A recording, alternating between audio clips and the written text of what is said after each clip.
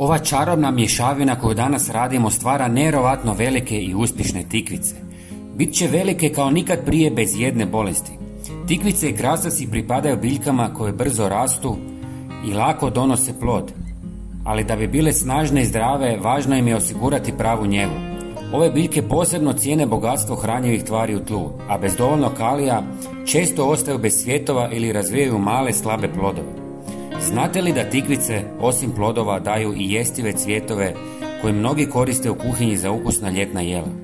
Ako ih redovito berete, biljka će se još više truditi stvarati nove, pa će vaš trud biti višestruko nagrađen. Zalijevanje mora biti ravnomjerno, bez pretjerivanja, jer previše vlage često uzrokuje truljenje korijena i pojavu bolesti. Tikvice brzo reagiraju na manjak hranjivih tvari ili loše uvjete, pa čak i promjena boje lista može biti znak za uzbunu. U nastavku ću vam pokazati kako pripremiti prirodnu mješavinu koja osigurava sve što mi je potrebno za snažan rast i obilne plodove. U 300 ml vode dodajte 100 ml sirutke jer sadrži kalcij, kalij, magnezij i mliječne kiseline koje jačaju biljku i potiču rast. Redovitom primjenom sirutke tikvice postaju otpornije na gljivične bolesti, osobito pepelnicu. Osim što hrani biljku, sirutka pomaže održavanju zdravog tla i podržava razvoj snažnog korijenskog sustava.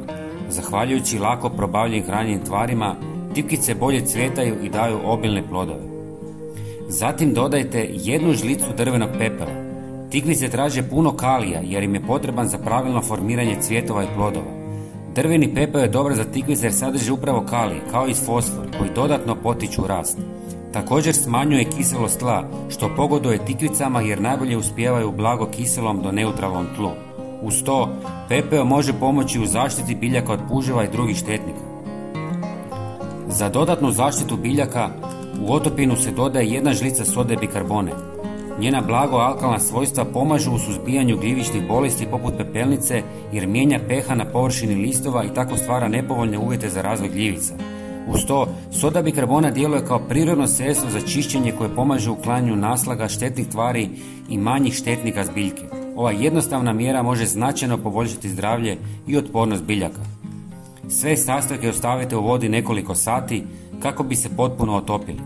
Nakon toga tekućinu procijedite i razrijedite s još 2 litre vode kako biste dobili blagu i učinkovitu otopinu. Biljke zalijevajte svakih 15 dana. Svaka biljka treba oko 250 ml ove prihrane.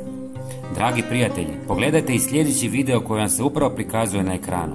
Hvala na podršci i srdačan pozdrav!